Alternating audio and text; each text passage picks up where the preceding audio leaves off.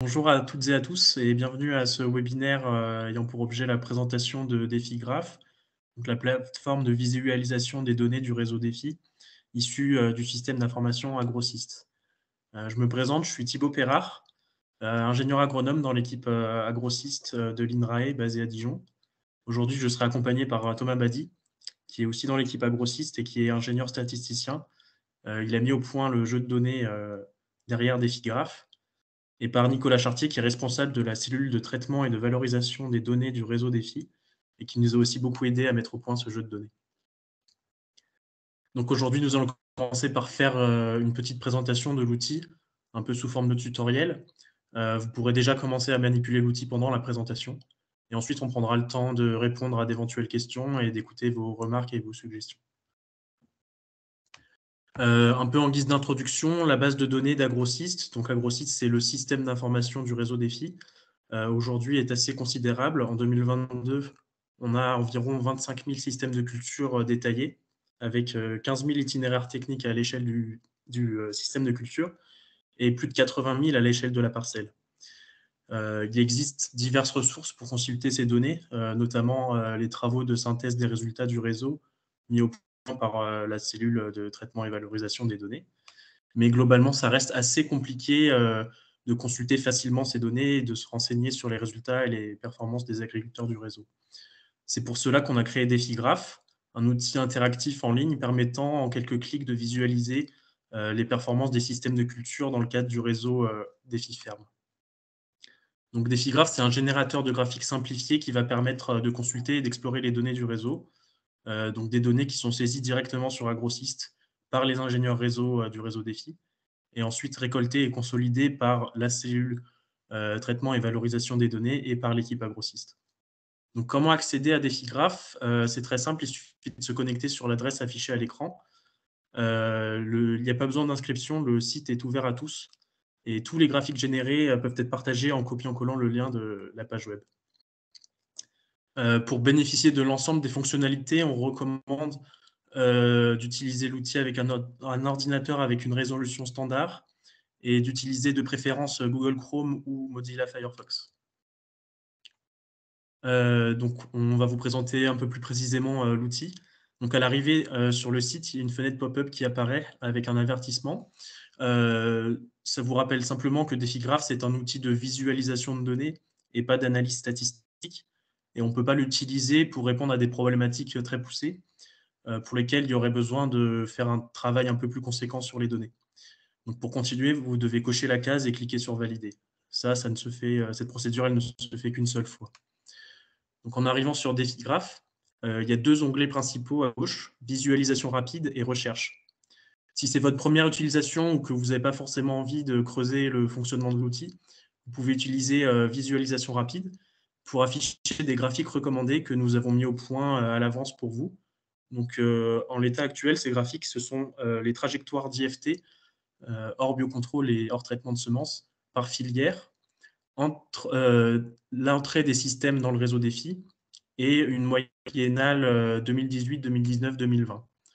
Donc, par exemple, on va afficher l'évolution des IFT en viticulture. Donc, on voit s'afficher une nouvelle fenêtre avec en haut le nom du graphique, au centre le graphique demandé, à gauche les variables utilisées, donc une variable en Y, une variable en X, éventuellement les filtres utilisés. À droite, on a la carte qui représente la distribution géographique des systèmes retenus pour générer le graphique. Et en bas du graphique, on a un tableau avec des indicateurs statistiques qui décrivent la distribution des valeurs, donc notamment les valeurs maximales, minimales, la moyenne et la médiane. Je vais laisser Thomas prendre la main pour la suite du tutoriel. Merci Thibaut. Alors, sur DefiGraph, il existe 4 types de graphiques et leur génération elle dépend de la combinaison du type de variable. Donc, on peut le voir au début, dans variable, il y a des petites icônes qui définissent si la variable est catégorielle ou numérique. On dit des fois aussi qualitative ou quantitative. En gros, on va les retrouver quand on va choisir les variables qu'on veut générés, on va les retrouver là. Et en gros, leur combinaison, donc si c'est une pastille verte avec une pastille bleue, etc., ça va définir quel type de graphique on va pouvoir voir. Le premier, le plus simple, c'est évidemment, c'est les graphiques en camembert. Donc les plus simples, je pense qu'on va passer sur les plus simples, on ne va pas les expliquer, normalement ça devrait aller. Après, on a les nuages de points, ça c'est 2 variables numériques. Voici, donc là, imaginons on aurait IFT total en fonction des charges opérationnelles. Et les barres, des diagrammes en barres empilées. Donc voilà, ça ressemble à ça. Ici, on aurait les filières en fonction du type de conduite. Et le dernier, celui où on va s'attarder un tout petit peu, c'est les boîtes à moustaches, donc qu'on peut voir directement dans les graphiques recommandés. On va s'y attarder un petit peu parce que ça peut être compliqué à première vue. Au survol de chaque boîte à moustaches, qu'on appelle aussi des fois box plot, on va avoir des informations sur la distribution des valeurs, donc là, de l'IFT total en viticulture. Donc ici, cette boîte à moustaches n'est valable que pour les systèmes qui évoluent au sein du réseau défi. Et à gauche, la boîte à moustaches ne vaut que pour les systèmes avant l'entrée dans le réseau défi. Donc pour les ingénieurs réseau, c'est globalement le point 0, l'état initial avant l'entrée dans le réseau défi. On peut voir la moyenne en pointillé, la médiane en trait plein, et on voit Q1 et Q3 qui sont le bas et le haut de la boîte. Alors, médiane, quantile 1 et quantile 3, quartile, pardon, c'est des valeurs statistiques, pardon, qui permettent de découper l'ensemble des valeurs en différents groupes qui valent tous 25% de l'ensemble des données.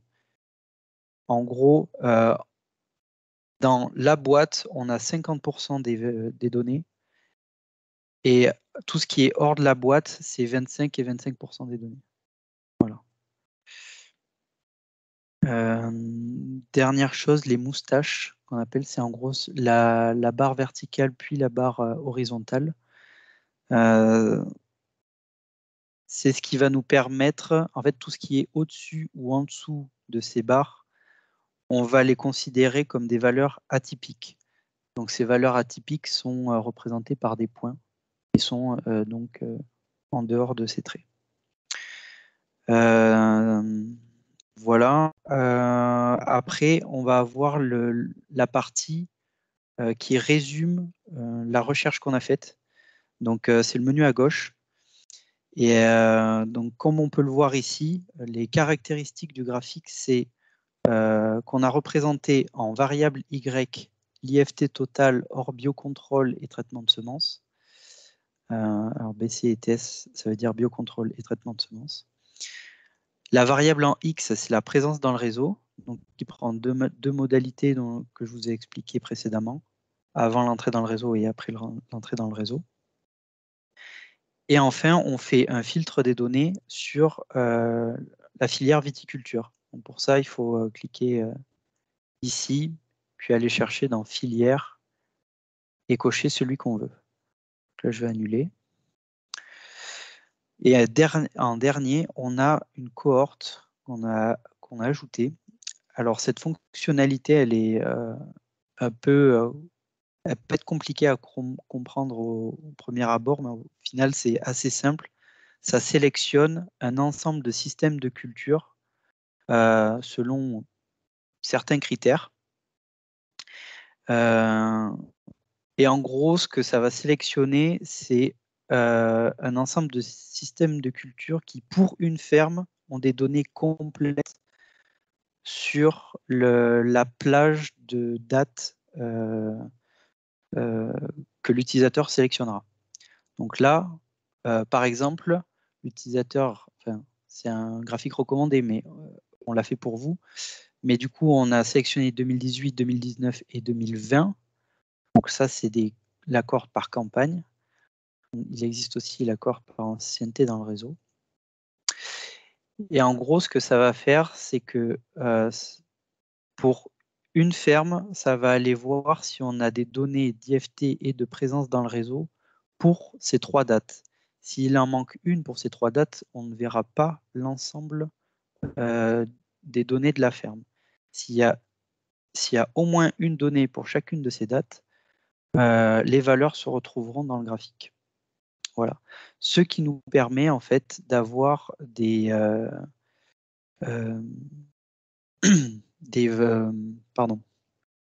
effectifs constants au cours du temps.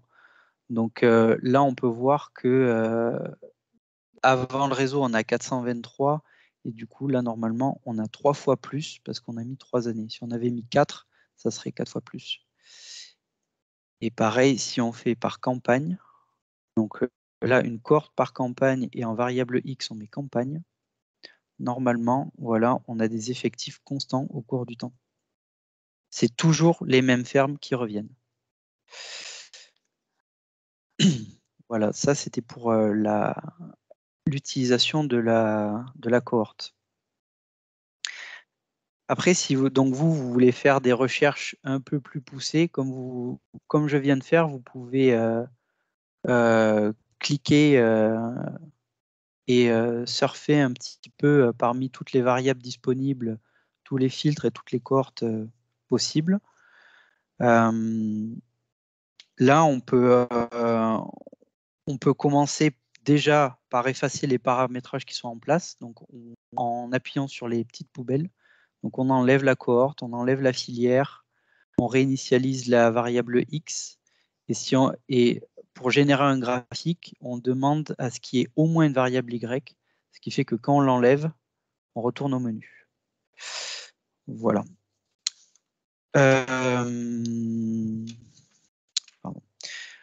Alors vous pouvez sélectionner de nombreuses variables sur Défigraph. Il me semble qu'il y en a un peu moins d'une vingtaine en termes de variables catégorielles vertes et plus d'une trentaine pour les variables numériques bleues. On les a regroupées par catégorie. Donc d'abord, il y a les variables recommandées. Et ensuite, il y a différentes catégories comme le contexte temporel, mais ça peut être géographique, la typologie des systèmes, et plus bas des indicateurs comme les indicateurs d'IFT évidemment, mais d'autres comme des indicateurs économiques. Alors il faut faire attention, certaines variables ne sont disponibles que pour certaines filières, et donc pour en savoir plus, vous pouvez vous référer au menu contextuel qui se trouve ici. Donc en haut à droite, il y a une aide. Et vous avez l'aide contextuelle. Donc soit vous pouvez le choisir directement ici, soit en faisant la recherche, en survolant, les infos apparaissent par-dessus. Et pareil, au niveau ici, quand vous passez par-dessus, normalement, ça vous affiche l'aide contextuelle de la variable en question. Voilà, on peut voir ici que cette variable, la campagne, elle est disponible pour toutes les filières. Mais ce n'est pas le cas pour, par exemple, le bassin viticole, qui est une variable disponible que pour la viticulture. Donc ça, à bien faire attention, normalement, c'est rappelé en dessous du titre du graphique, ici.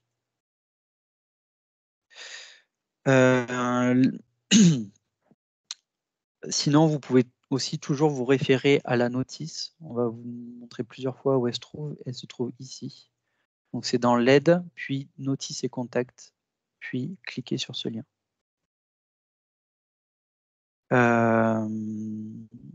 Alors là, on va montrer 2 exemples pour générer un graphique. La meilleure méthode pour créer un graphique, c'est souvent d'exprimer simplement ce que vous voulez afficher pour pouvoir le traduire au niveau des requêtes de l'outil. Par exemple, si vous voulez afficher des IFT, des systèmes de culture en fonction des filières d'appartenance des systèmes que pour la région Nouvelle-Aquitaine, vous allez donc aller choisir les IFT. Donc vous pouvez taper même IFT. Vous allez avoir ici l'IFT total en Y, puis en X, vous pouvez aller cliquer sur la filière, qui est une variable recommandée. Et enfin, dans filtre et cohorte, petit plus, je vais chercher contexte géographique, région administrative, Nouvelle-Aquitaine. Vous pouvez appliquer le filtre. Alors, c'est fortement conseillé d'appliquer le filtre, puis de faire enregistrer. Mais si vous le faites qu'une fois, normalement, si vous enregistrez direct, ça marche aussi. Voilà, donc là, on a les IFT par filière en région Nouvelle-Aquitaine. Avec évidemment les boîtes à moustaches dont on vous a parlé au début. Après, un autre exemple, si vous souhaitez comparer les niveaux IFT d'herbicides des systèmes qui pratiquent du désherbage mécanique en comparaison avec ceux qui ne le font pas en GCPE, vous pouvez donc faire, alors je retape l'IFT herbicide en fonction du désherbage mécanique. Là. Et donc là, vous pouvez modifier et ça vous renvoie à la même pop-up en fait. Donc ça, j'enlève, j'applique. Et pardon, j'avais dit, ah oui, filière, grande culture, polyculture, élevage. Voilà. Et donc là, on peut comparer l'IFT en GCPE de ceux qui qui pratiquent du désherbage mécanique avec ceux qui en font, comparé à ceux qui n'en font pas. Voilà. Après, si ces graphiques vous intéressent, vous pouvez les exporter en PDF en cliquant sur ce lien en haut à droite. Ça va vous donner ça. Donc, vous allez avoir des infos sur la requête que vous avez faite. Ça va vous donner évidemment le graphique. Et ça va essayer de vous représenter le mieux possible le tableau qu'il y a sous le graphique, qui est généré en général sous le graphique. Alors, je ne vais pas revenir en arrière. Voilà. Le tableau qui est là. D'autres informations importantes pour chaque graphique, en fait, il y a ce qu'on voit là, l'effectif total et la date d'actualisation des données. C'est un petit, mais c'est quand même assez important. L'effectif total nous renseigne sur le nombre de systèmes de culture dont les valeurs sont intégrées au graphique. Donc là, c'est facile, ça sera 5626 plus 2483, ça doit faire 2109. Et la date d'actualisation des données, qui désigne en fait la date où on a fait les exports de données issus d'AgroSyst. Donc, pour rappel, les ingénieurs réseau saisissent dans AgroSyst. Nous, de notre côté, on a un ensemble de données qu'on retraite pour pouvoir les mettre dans des figraphes. Et on fait des dates d'export en masse où on exporte absolument toutes les données qu'on a sur AgroSyst.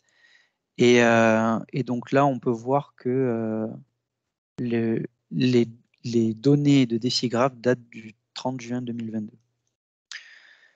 Après, si vous avez des questions plus précises, vous pouvez toujours vous renseigner au niveau de la notice qui est sur ce lien ou nous envoyer un mail à cette adresse, donc defigraphsupport@inrae.fr, qu'on retrouve dans le menu Aide, Notices et Contacts.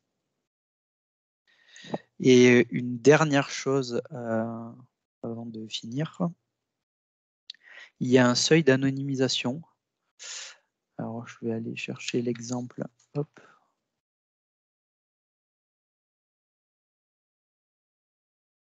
Il y a un seuil d'anonymisation qu'on a mis, pas arbitrairement. Vous pouvez aller voir pourquoi on l'a choisi au niveau de la notice, dans la notice, pardon. On a mis à 12, même par groupe et sous-groupe. C'est-à-dire que vous ne verrez pas d'informations si un groupe a moins de 12 d'effectifs.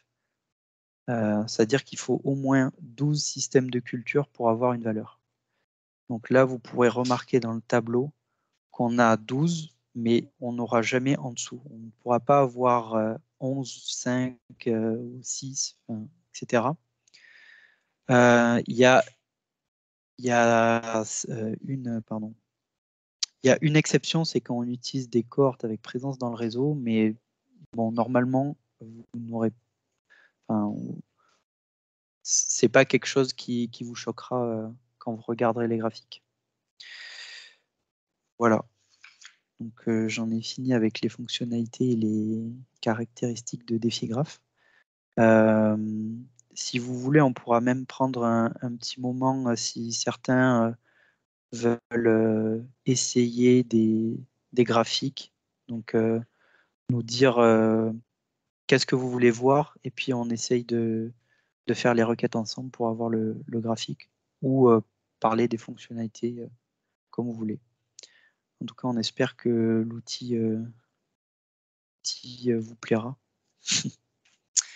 Voilà. Merci beaucoup, Thomas.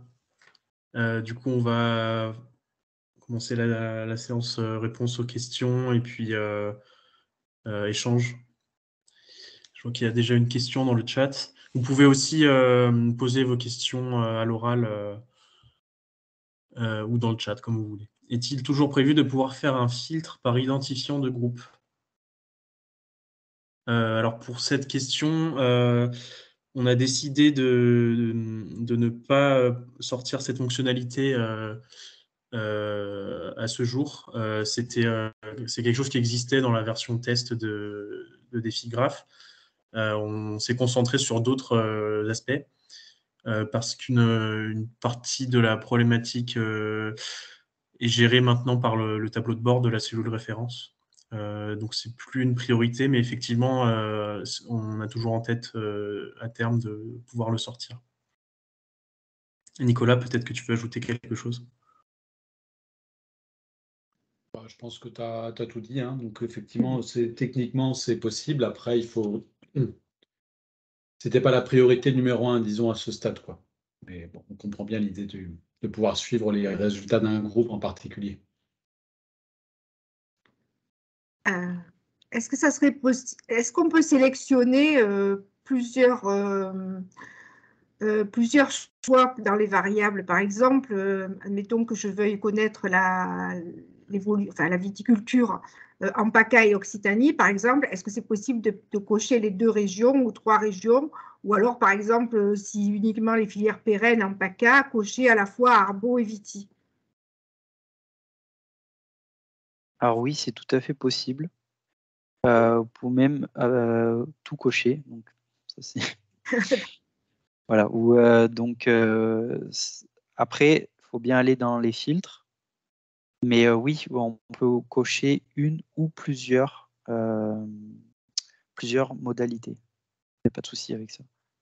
Peut-être la démo, Thomas, non? Donc la question, c'est de comparer les IFT, par exemple les IFT fongicides des systèmes viticoles entre PACA et une autre région. Ce serait ça, par exemple? On peut donner une question précise? Non, ça serait, oui, voir, au lieu de sélectionner que PACA, sélectionner PACA plus Occitanie. Oui, mais après, si vous voulez comparer les deux, donc c'est pour ça que je demande de préciser la question. Ça ne serait pas comparé, ça serait… Tout mettre ensemble. Tout mettre ensemble. Tout mettre ensemble, ok. Je pose la question parce que ce n'est pas les mêmes fonctionnalités. Oui. Et si vous voulez comparer, il faut mettre en X les régions et puis ensuite dans les filtres, sélectionner les régions. Si vous voulez tout mélanger, en fait, il n'y a pas besoin de mettre les régions en X. Ouais, donc c'est pour ça que c'est important de bien verbaliser les choses. Ça permet aussi de préciser est-ce que c'est une question de filtre, est-ce que c'est quelque chose en abscisse ou en ordonnée. Vous voyez, c'est un peu pour ça que je dis comme ça. Merci, j'ai compris. Donc là, je viens de cocher Occitanie et PACA. J'enregistre. Et donc là, on a l'IFT pour l'ensemble des 2 régions. Et après, si je veux les voir un peu plus dans le détail, en variable X, par exemple, je peux remettre région administrative. Et donc là, c'est bien différencié. Ça répond à votre question? Oui, ça répond à ma question. Merci.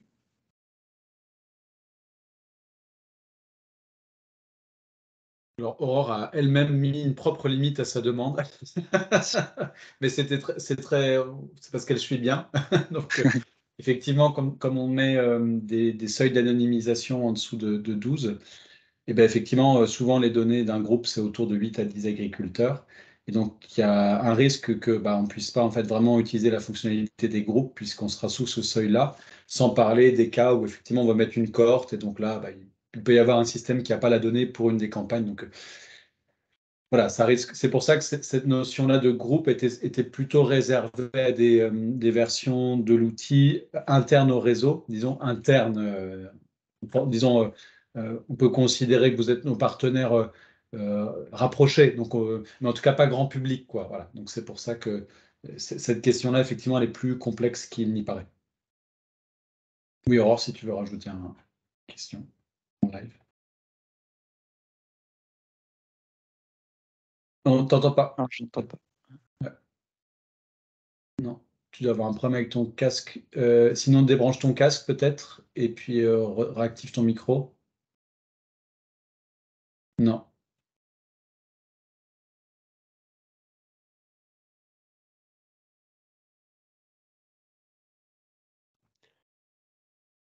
Ou alors sinon tu le mets dans le chat.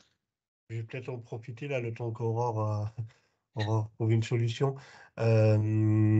Nicolas, est-ce que tu sais combien ça représente en termes de groupes où on a moins de 12 systèmes de culture? Ça représente beaucoup de groupes? Je pense que c'est la majorité en réalité, effectivement, hein, des groupes, parce que l'effectif moyen, c'est effectivement, comme l'a mis Aurore, autour de 8-10 agriculteurs. Donc, on est vraiment dans la majorité des cas sous cet effectif-là. À ce moment-là, excuse-moi, Oui. Amran. On À ce moment-là, t'entend. j'en profite pour compléter la question d'Amran, parce qu'en fait, elle rejoint la mienne.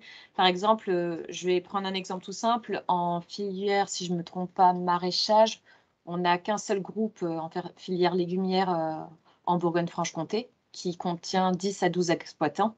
Ce qui veut dire que si je mets un filtre Bourgogne-Franche-Comté, étant donné qu'on est, imaginons qu'il n'y ait que 10 exploitants, on est en dessous du filtre, ça veut dire que cette limite, en fait, ne nous permet pas d'avoir le groupe qui soit affiché, qui soit existant. Dans ces cas-là, est-ce que ça serait possible de descendre, en fait, ce filtre à, par exemple, 8, qui est le minimum autorisé d'agriculteurs dans un groupe? Alors, je ne sais pas ce que vous entendez exactement par groupe et par exploitant, mais enfin, je pense qu'on a la même définition. Le seuil à 12, c'est le nombre de systèmes de culture, pas le nombre d'agriculteurs. Parce qu'en fait, dans Défi-Graph, l'entité de base, c'est le système de culture. Ce qui fait que, imaginons un agriculteur qui est là depuis le début quasiment et qui a 11 systèmes de culture renseignés. On ne voudrait pas qu'un utilisateur lambda arrive à le détecter sur la carte et à détecter ces données avec des graphiques un peu particuliers. Et c'est pour ça c'est une des raisons pour laquelle on a choisi 12, c'est-à-dire qu'il faut au moins 2 agriculteurs différents. En fait, Mais par exemple, si je veux sur une donnée, imaginons je veux un filtre en 2019. Je veux un filtre en 2019 avec quelqu'un qui soit en maraîchage en Bourgogne-Franche-Comté.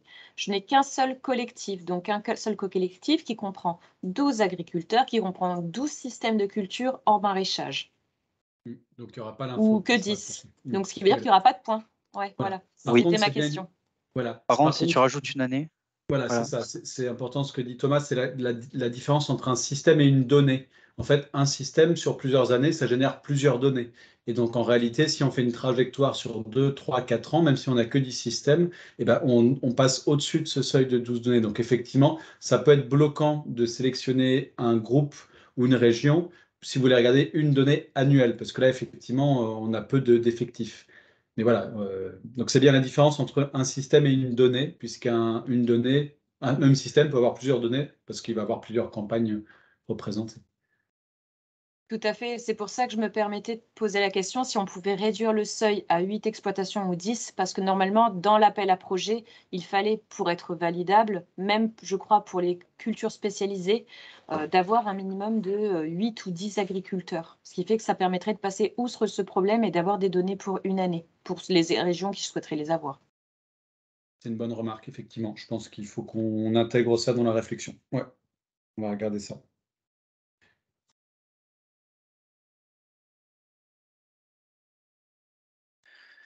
Et au niveau géographique, sur la variable géographie, est-ce que la région, est-ce qu'on peut aller à une échelle plus grande que la région, c'est-à-dire au département, par exemple, ou c'est pas prévu?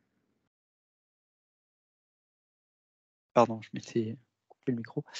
Si, on a le département et donc on a région administrative, les anciennes régions, les départements et les bassins viticoles en viticulture. Et même dans une version ultérieure, on aura des informations au niveau de l'arrondissement qui sera disponible. Mais peut-être vous en parler une prochaine fois quand on aura avancé sur le sujet. Merci. Est-ce que vous avez d'autres questions ou certaines requêtes que vous voudriez qu'on essaye? Par rapport au schéma qui s'affiche, là, les points qui sont au-dessus de la boîte à moustaches, ça signifie quoi la représentation? Pourquoi ils ne sont pas les uns alignés? Pourquoi ils sont en nuage? Alors, ils sont en nuage, c'est juste une façon de les avoir le plus aérés possible, on va dire. On aurait pu choisir de les mettre tous en ligne, mais voilà, c'est juste une représentation. À part le fait que, voilà, vu que c'est une valeur qui vaut 2,2, celle que je pointe, ça sera forcément à ce niveau-là en ordonnée. Par contre, le fait qu'elle soit un peu plus à droite ou un peu plus à gauche, ça n'a aucune incidence. Ok. Pour éviter qu'elle se chevauche, si vous voulez, visuellement, donc on voit bien chaque point individuellement. En fait, c'est ça l'idée. C'est parce que si on est sur une même ligne, s'il y en a un qui a 2,2 et l'autre qui a 2,19, il y a des chances que vous ne voyez pas la différence, enfin, que vous les voyez, donc vous en voyez qu'un. Donc voilà, c'est ça l'idée. Mais ça fait, comme l'a dit Thomas, il n'y a pas d'incidence. Son positionnement sur l'axe des abscisses n'a aucune incidence, enfin, ne veut rien dire, quoi. Et on est d'accord que là, ces points-là ont été abandonnés dans la boîte à moustaches. Ils ne sont pas abandonnés, ils ont une position qui veut dire quelque chose, c'est-à-dire qu'ils ont une valeur atypique, donc une valeur en l'occurrence plus haute, anormalement haute par rapport à la distribution. Donc après, c'est toute la difficulté d'interpréter cette question de anormalement haute. Est-ce que c'est une erreur? Est-ce que c'est un système qui est très différent des autres, donc qui fait qu'il a un IFT plus élevé, mais voilà, c'est comme ça. Donc en tout cas, statistiquement, c'est un système qui sort de la distribution et qui sort des limites apportées à la distribution. Et donc voilà, c'est une valeur atypique, mais haute, mais qu'on considère comme fiable, puisqu'en fait, elle est affichée. Et donc finalement, pour nous, ce n'est pas une erreur, ce n'est pas un IFT qui serait mal calculé ou une erreur très forte, puisqu'en fait, elle passe les seuils qu'on s'est fixés nous-mêmes.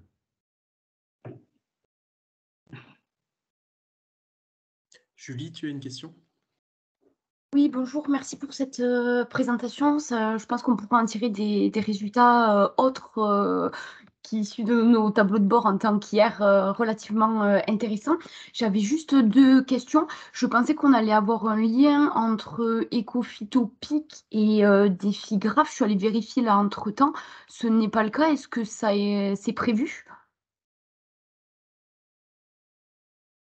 Alors nous, de notre côté, on ne gère pas Ecophytopic, mais on va leur demander de mettre à jour les actualités, je pense, pour qu'ils soient au courant que que Défigraphe est bien sorti. Oui, parce que justement, je trouve ça dommage que maintenant que tout ce travail est réalisé, ces 2 sites soient complètement indépendants et soient pas en lien, parce que les gens qui sont susceptibles d'aller chercher, de demander ce type de données vont aller sur Ecophytopic, d'où en découle ma seconde question, qui était, est-ce que vous avez communiqué autour du lancement de ce site, et si oui, à qui? Alors, on a communiqué. Alors, il y a eu 2 communications différentes. Il y a eu une communication de la part de Défi, et là, je laisserai Nicolas en parler.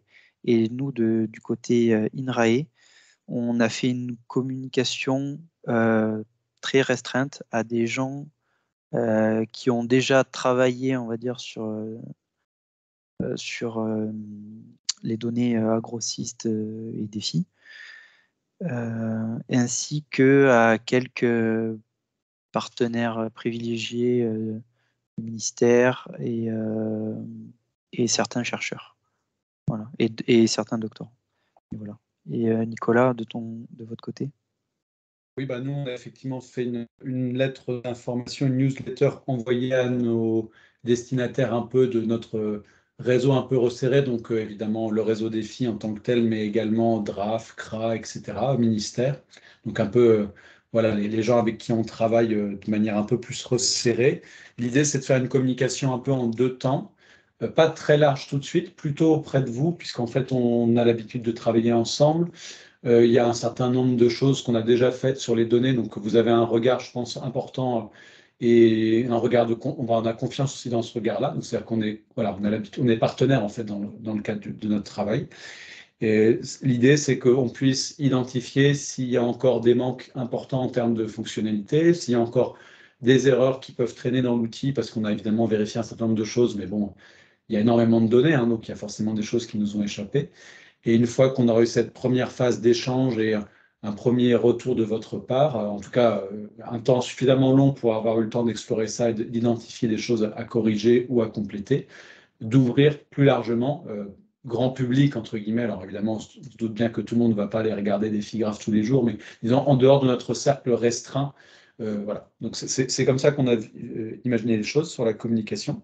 Donc pour l'instant, d'abord auprès du réseau et de nos partenaires resserrés. Et ensuite, sur le lien entre Défigraphe et Ecophytopic, bon, évidemment, Si la tu veux, suggestion. Nicolas, Ouais. je peux intervenir là-dessus. Excusez-moi Oui. de vous interrompre. Du coup, Oui, vas-y, Cécile, chargée de Cécile. communication à la CAN Défi. En effet, sur Ecophytopic, il y aura bien un encart qui sera prévu sur la nouvelle page d'accueil d'Ecophytopic, donc la nouvelle page d'accueil de Défi. Donc c'est une mise à jour qui est encore en cours de développement et qui va arriver début 2023. Donc il y aura bien un encart spécial Défigraphe dessus. Et même, voilà, on pourra également travailler sur des communications axées Ecophytopic et Défigraphe pour le coup. Voilà, désolée de t'avoir interrompu sans prévenir. Non, merci Cécile, merci pour cet apport. Effectivement, et de manière plus générale, donc là on parle d'une connexion informatique, quoi, il y aura un lien, etc. Donc ça, il faut qu'on le fasse. Après, comment s'articule ce genre d'outil avec le contenu d'Ecophytopic, là, c'est un point qu'il faudra qu'on échange aussi, qu'on discute avec vous, avec d'autres, parce que aujourd'hui, Ecophytopic, c'est un centre de ressources qui est très hétérogène. Il y a plein de choses différentes, il y a des articles très poussés, il y a des liens vers des synthèses, vers des sites.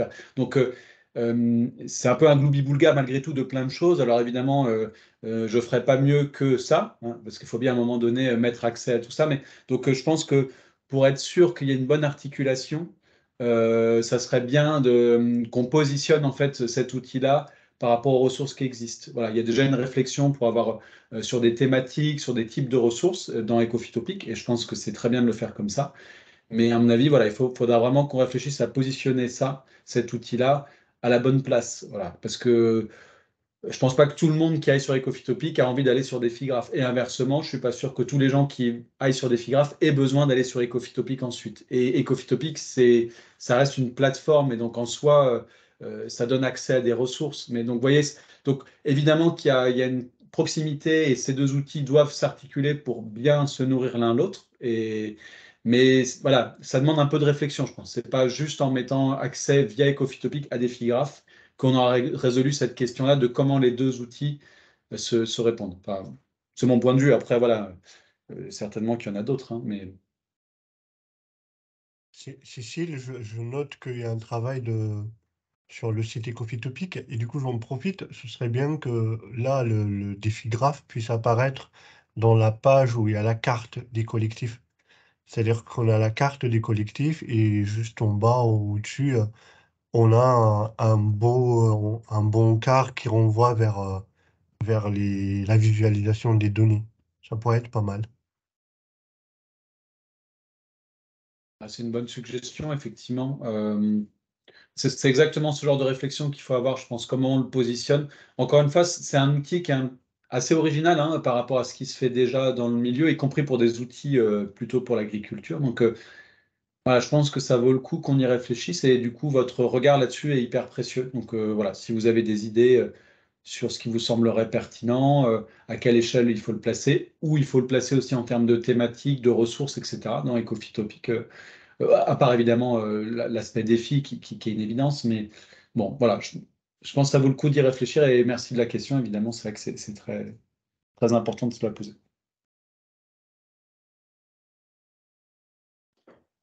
Il y a une question dans le chat sur est-ce qu'il est possible de nous communiquer les éventuels logos et chartes graphiques afin que l'on puisse communiquer dans nos réseaux régionaux. Je pense qu'on peut. Thomas, tu me reprends si je me trompe. Il n'y a pas vraiment de charte graphique pour Défigraph pour l'instant. On n'a pas de logo. Enfin, on a un logo qui est provisoire, et pareil au niveau de l'écriture. Enfin, on n'a pas vraiment de charte graphique, mais disons qu'on y a déjà réfléchi, et il y a des choses qui sont plus ou moins prêtes. Donc, il faudra juste les mettre en place et prendre des décisions.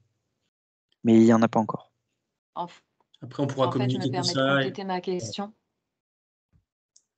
Je me permets de compléter ma question. C'était d'un point de vue très individuel, c'est-à-dire qu'au niveau de la Bourgogne-Franche-Comté, on a une newsletter en fait Ecophyto BFC par rapport au site régional, et qu'on envisageait de faire un article justement sur cette newsletter lors de sa reprise sur l'outil Défigraph. Donc on est tout à fait, on est très positif à l'idée ou de rédiger ou que vous rédigiez un article à ce sujet, et justement pour l'illustrer, on aurait voulu. Moi, j'avais envisagé de prendre la bannière en gros avec le petit logo graphique et Défigraph avec cette charte-là, mais voilà, s'il en existait une autre, c'était au cas où. Pour l'instant, il n'y a que ça. Sur ces questions, on pourra échanger avec l'adresse mail Défigraph Support que Thomas a présenté tout à l'heure. C'est typiquement le genre de choses pour lesquelles il faut qu'on soit prêt quand on ouvrira l'argument, ce que je disais tout à l'heure. Là, on est typiquement dans ce cadre-là.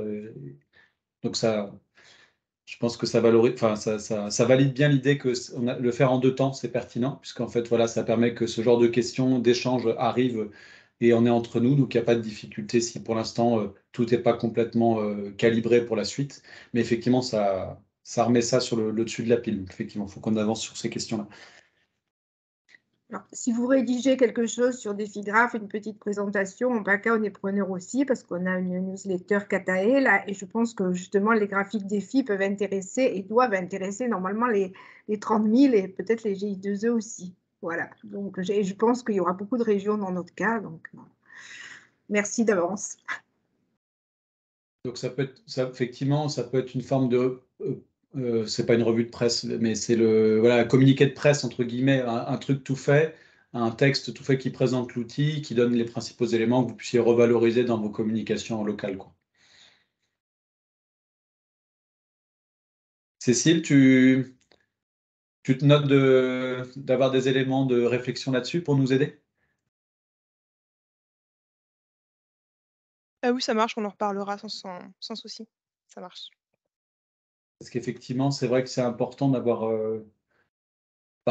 quelque chose de relativement homogène. Vous, ça vous fait gagner du temps, bien sûr. Nous, ça nous permet d'avoir une communication qui est plus homogène et peut-être plus pertinente. Donc oui, faut qu'on regarde ça.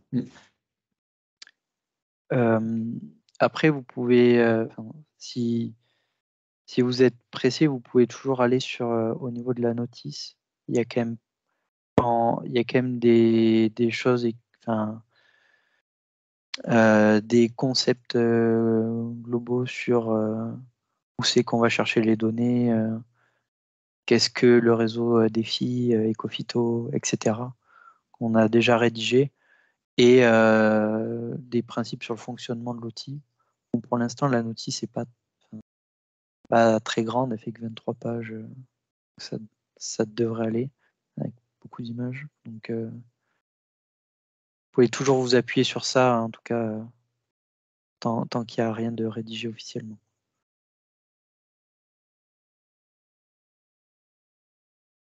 Et puis de notre côté, on regarde pour effectivement vous fournir des éléments de langage sous forme d'un communiqué de presse, entre guillemets, assez rapidement.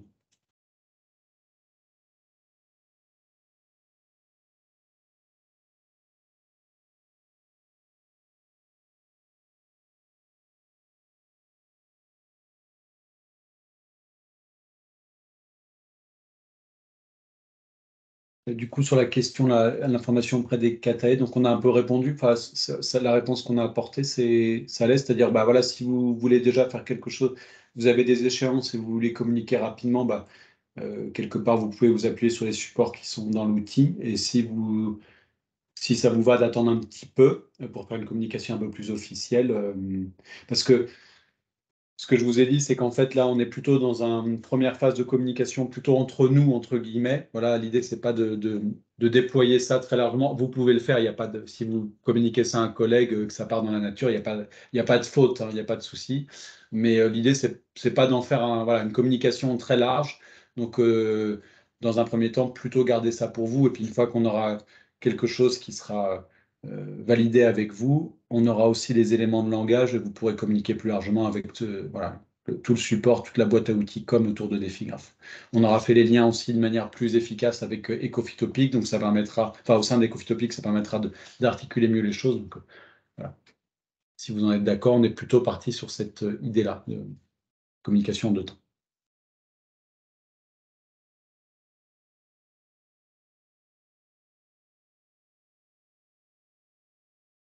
Ludovic? Oui, bonjour, merci pour la présentation, c'est intéressant, hein. Je me pose une question, je suis peut-être le seul à avoir ce genre de réflexe, mais quand je commence à jouer un petit peu avec les graphiques et afficher par exemple des évolutions d'IFT ou des croisements entre données, il y a des fois j'aurais envie de rajouter une fonction qui est une courbe de régression, des tests pour savoir si quelle est la valeur statistique des évolutions, enfin ce genre de choses.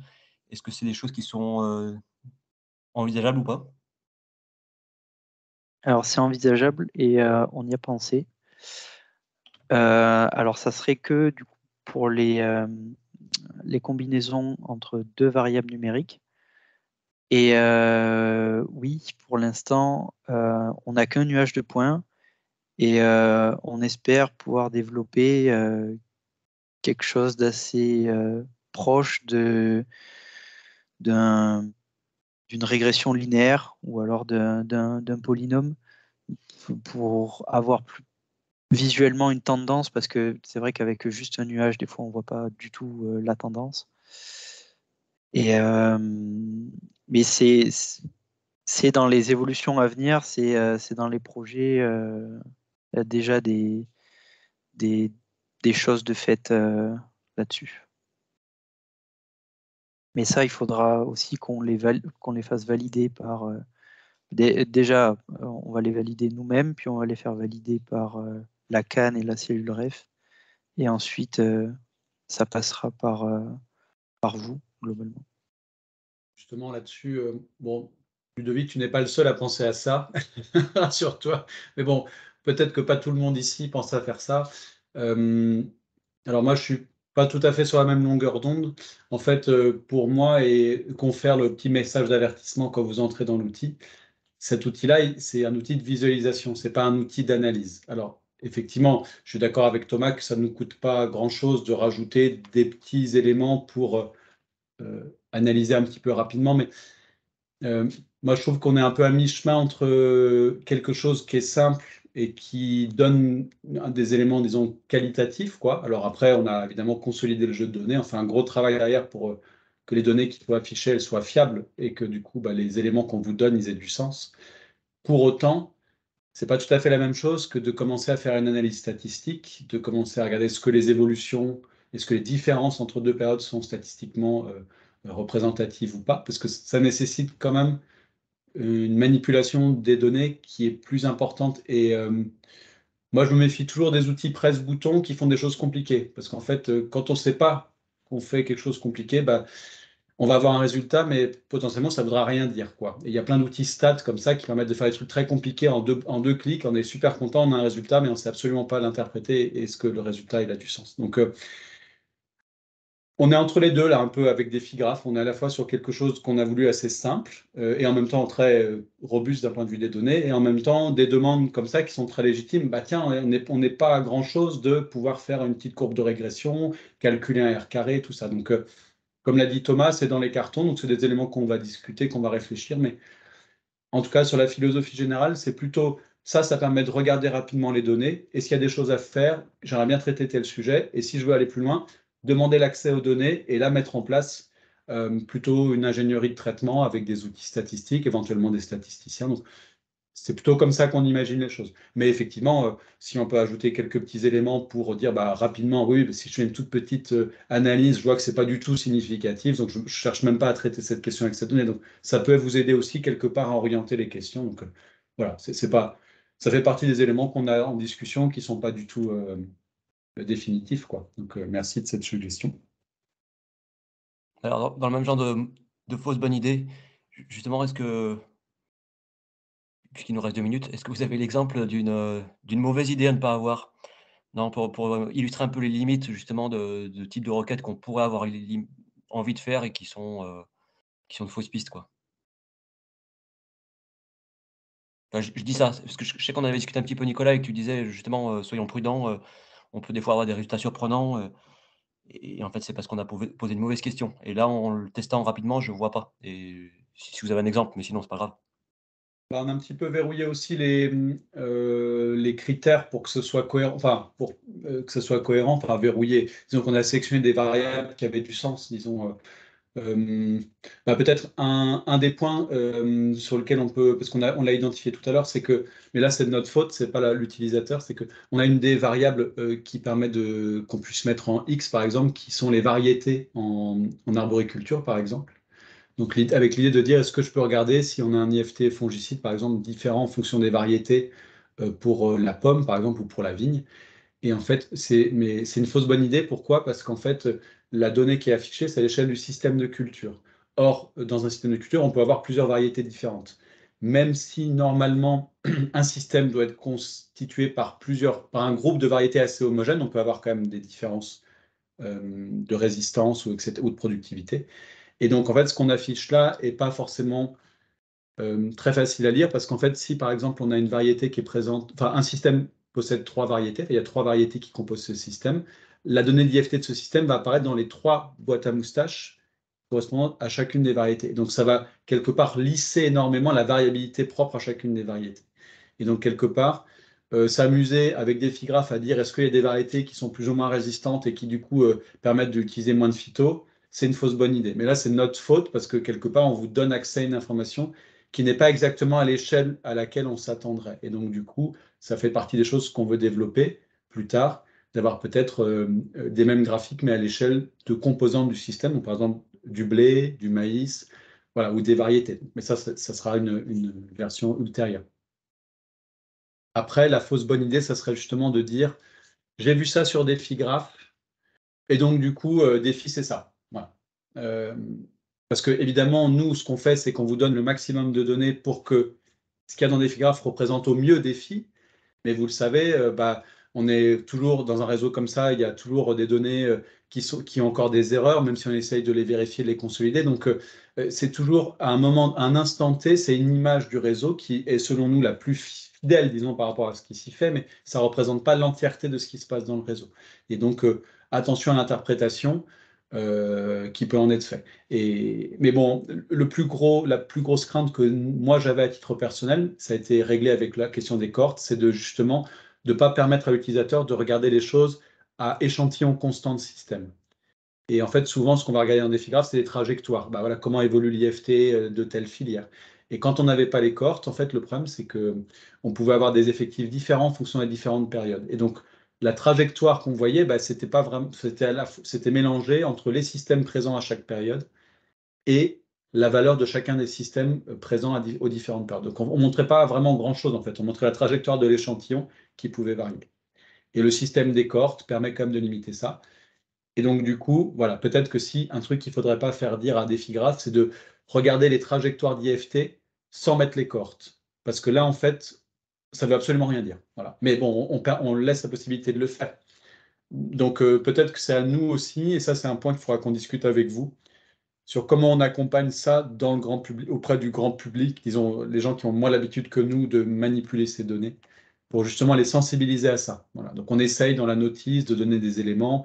Il y a aussi des éléments qui sont affichés là quand on affiche des trajectoires. On dit attention, il faut mettre des cohortes. Donc, on a essayé quand même de blinder un peu les choses, pas pour dire les gens n'ont pas le droit de traiter les données comme ils veulent, mais plutôt pour dire attention à ne pas faire dire n'importe quoi avec les données.